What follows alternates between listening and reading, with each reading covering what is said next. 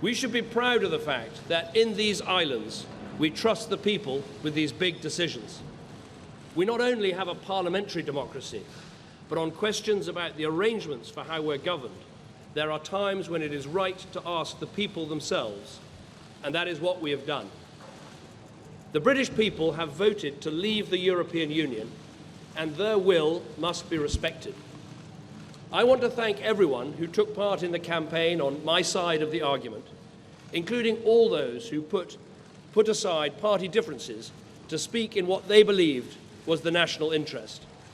And let me congratulate all those who took part in the Leave campaign for the spirited and passionate case that they made. The will of the British people is an instruction that must be delivered. It was not a decision that was taken lightly, not least because so many things were said by so many different organisations about the significance of this decision. So there can be no doubt about the result. Across the world, people have been watching the choice that Britain has made. I would reassure those markets and investors that Britain's economy is fundamentally strong. And I would also reassure Brits living in European countries and European citizens living here that there will be no immediate changes in your circumstances. There will be no initial change in the way our people can travel, in the way our goods can move, or the way our services can be sold. We must now prepare for a negotiation with the European Union. This will need to involve the full engagement of the Scottish, Welsh, and Northern Ireland governments to ensure that the interests of all parts of our United Kingdom are protected and advanced. But above all, this will require strong, determined, and committed leadership.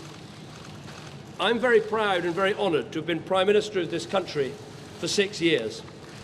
I believe we've made great steps, with more people in work than ever before in our history, with reforms to welfare and education, increasing people's life chances, building a bigger and stronger society, keeping our promises to the poorest people in the world, and enabling those who love each other to get married, whatever their sexuality.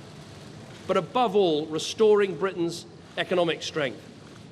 And I'm grateful to everyone who's helped to make that happen. I've also always believed that we have to confront big decisions, not duck them.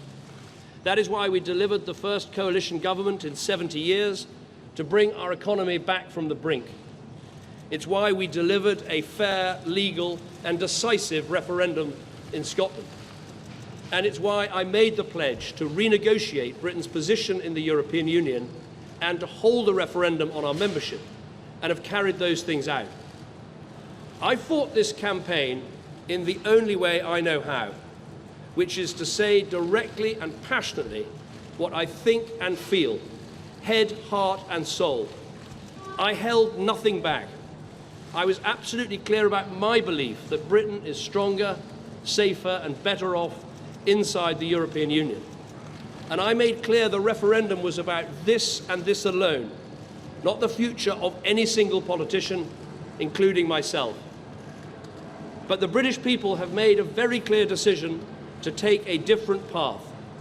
And as such, I think the country requires fresh leadership to take it in this direction. I will do everything I can as Prime Minister to steady the ship over the coming weeks and months. But I do not think it would be right for me to try to be the captain that steers our country to its next destination.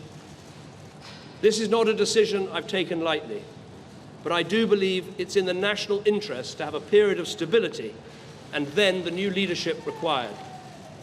There is no need for a precise timetable today, but in my view, we should aim to have a new Prime Minister in place by the start of the Conservative Party conference in October.